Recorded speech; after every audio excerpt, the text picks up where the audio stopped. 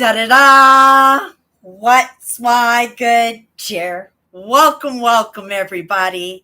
This is going to be an important one for me. It's something I've been procrastinating on all week. I have been in the lessons and the things and the conversations that come across my path. I do take them seriously. I do give them the time that, right, everybody deserves to be seen. Every idea and every soul and every human has the right to be heard, right?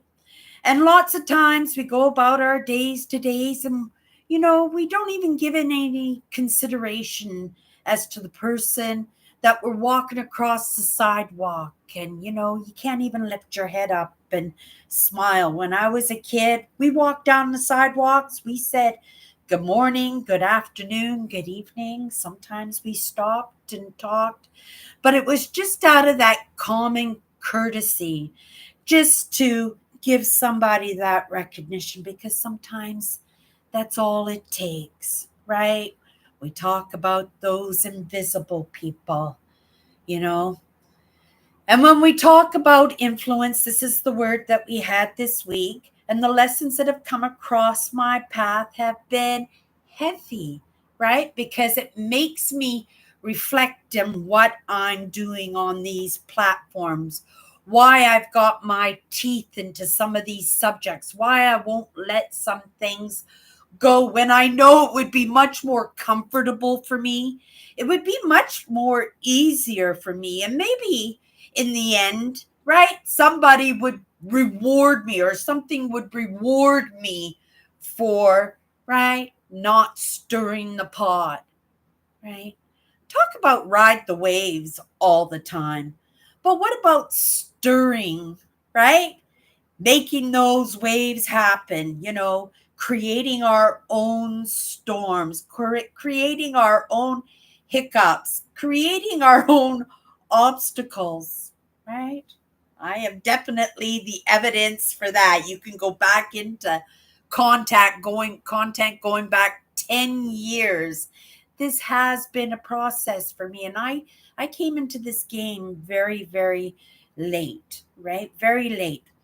But I'm not stopping. I'm moving towards what I'm drawn to be, right? Moving towards. If I was drawn for that nice, quiet life, that 9 to 5 job, if I felt these compulsions and these needs and these desires, I would most definitely move towards them because I know I matter, right?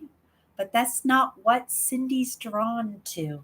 And it's in those commonalities with those other parts of myself that we can make that kind of movement without being agitated, freaked out, disillusioned with ourselves. The guilt and shame, I don't know. It's there all the time because at any moment I could put my foot in my mouth, I could make a mistake. I could I could disrespect somebody unintentionally and ruin any potentials or possibilities that were potentials or possibilities. And we beat ourselves up. Those are the lessons. Those are the hiccups and the mistakes. That's the growth. That's our evolution. And if we got it wrong, that's okay, we got it wrong, right? Because if we got it wrong and we were meant to get it, it will most definitely come across our paths again. Okay, Cindy, don't procrastinate. Just get into it. There was a message that came across to me earlier in the week. It came in last week, but this character idea and thoughts on what was bothering me. Was it bothering me? No, it's just that movement. It's in that stretch and that expansion, in that right, getting out of my comfort zones, if you want to put it that way, because I've been procrastinating. You guys, I mentioned it last week that we were going to get into it. And here it is, Friday, right? We're done with this word after today. Well, we're not done with it, but we're done in this bit of an experiment, this bit of an experience that I'm having, and hopefully somebody or right many are getting something out of this, because I know that this is going to be here, right? This content is going to be here. This is why I chose YouTube, because I understand that, if there's an opportunity that some of my ideas are bang on, that there are parts of me that will benefit from this somewheres down the road. That is my optimistic, right, belief. We're moving towards that belief. Okay, stop procrastinating.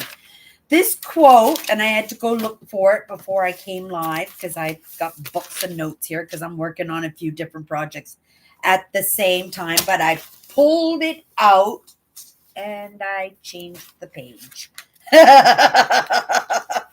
And I lost it again. Are you kidding me? Am I just not looking at the right book? I closed things up. I thought I was all prepared here. I just have to find the right book, and I know where it is. Not in that one. It is not in that one, so it has to be in this one. Okay, here we go. Sorry about that, you guys. And I'm not going to stress out. I'm just going to stay calm through this process, right? Because today is an important one for me, because I am going to share my target audience. Some of you may have guessed that target audience already. I mean, you have been with me for years, right? And I knew this too, right? I knew this too, but sometimes, we stall. Here, I found it. We stall out on those difficult things that we know are going to separate us from possibly people that we care about. And these are our beliefs, right? Not everybody can be right. I get it. I understand that.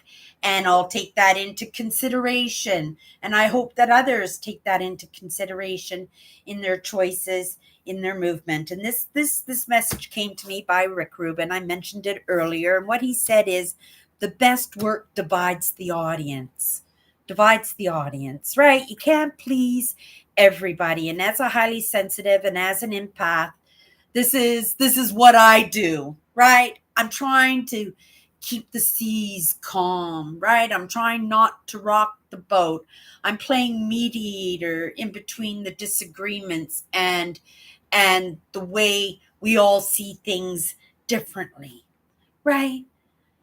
But sometimes in doing that, I unintentionally support a wrong idea, or I support somebody who is wrong. But because I know that person's got a wicked temper, if I call them on it, or if it's going to make them feel bad about themselves and they might fall into a bad habit, like a drink or, right, smoking a joint or going off and gambling the kids' milk on their cereal, right? I have that tendency to ease off, right? But that's not going to get us anywheres.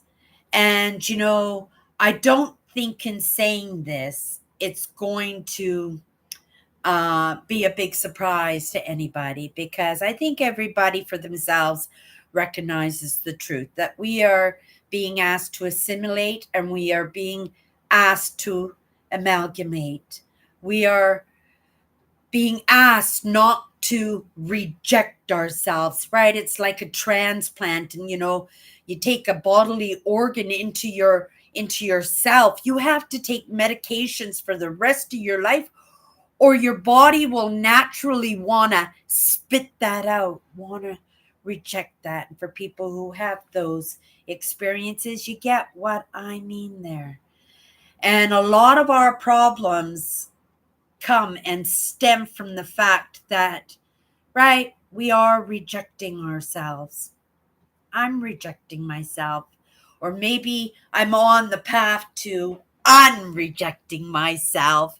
Or maybe I've never truly, as low as it can get, ever rejected to myself. And maybe that's why I've come to the party. But you can see, right? I'm looking for those answers myself. But when I bump into a truth, an understanding that is so true, but it makes me uncomfortable because it's going to rock the boat.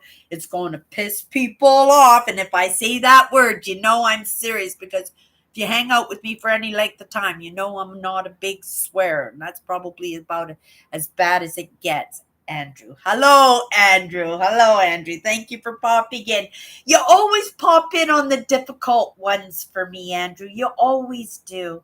And I so appreciate it. I don't know if it's that second sense or you just happen to be on the computer, but somehow you are always here when I have to deal with the big ones. And I'm not dealing with it because I had already, right, for the past couple of weeks, this has been on the plate. And I understand in influence, because this is what it's all about, because this is the word we're in influence.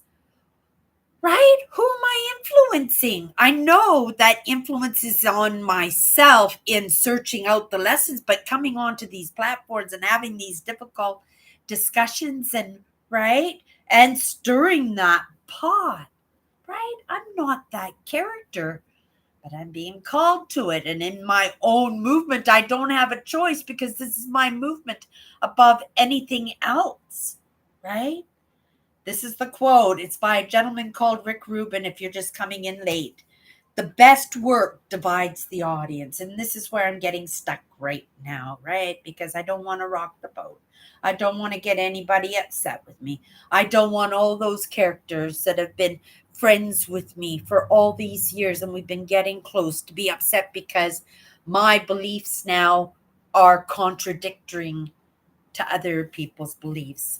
I'm trusting in the process. I'm trusting in the friends that I've made along the way, right? Andrew doesn't, or Andrew knows where I stand when it comes to religion and spirituality, but Andrew has no qualms that he's in the palms of God's hands, and yet he loves me. He comes in and he supports me as I come in and have these conversations. He's absolutely amazing. And then wouldn't it be heartbreaking, right? And it would be heartbreaking to lose Andrew because Andrew has been with me for so long. But when our ideas, right, are so contradictory that it rubs abrasively against our beliefs, it tells us, right, that we're in a wrong place or that our beliefs need a little bit of readjustment. They need a little bit of movement. They need a fresh set of eyes, a fresh set of understandings, a fresh perspective. So I'm just going to move forward and I'm going to trust that, right? that Andrew is going to be here next week, next year, in the next lifetime, because, we've made this bond together. We've had this connection for going on years. And this is true if you haven't hung out with us for any length of time. If you've never been into my Chatters Live on Sunday night, you would know Andrew. He's one of my head moderators over there. And he actually chats more than I do. And he's my go-to when I have these difficult questions. That's not to say that, I'm not going to meet Jesus or have that experience for myself, or maybe it's Buddha, or maybe it's something else. I don't know. But in the genuineness and in the honesty of who I am, right? I have to trust in those other parts of me who are leading me into this direction, right? We are not treating ourselves well, and we have just been caught in treating others well. And in that course correction, our intent has to matter, right? It has to matter. It has to make a difference because people are getting away with doing atrocious things to each other and atrocious things to themselves, not recognizing that, right? Those other parts of Cindy are impacted by Cindy's life. If I didn't get any sleep at all, if I went to work and cranked at all my customers and just was totally miserable, right? What good would that do anybody, right?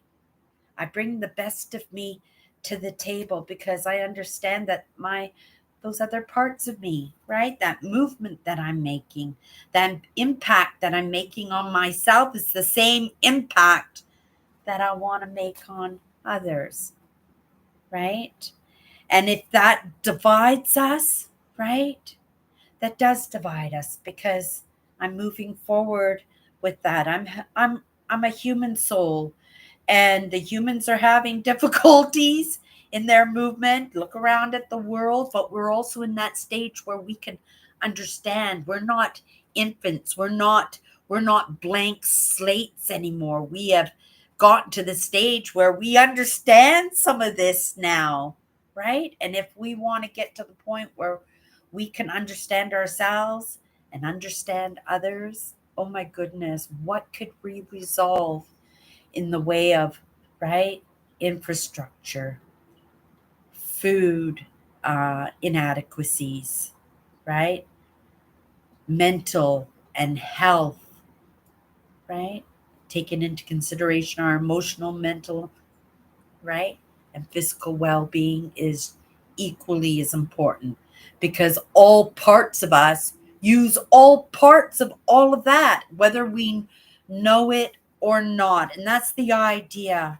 How are we going to know that unless we make that movement, unless somebody takes those first steps in trying to figure it out? And there are lots of people out there figuring it out, but the more the perspectives, the better, right? Because that's how we're going to find the answers, if the answers truly need to be found, or if we can just not reject ourselves, right? Maybe that evidence in what happens to our lives when we don't reject ourselves, what happens to our physicality when we don't reject ourselves, what happens to our emotional and mental well-being when we don't reject ourselves.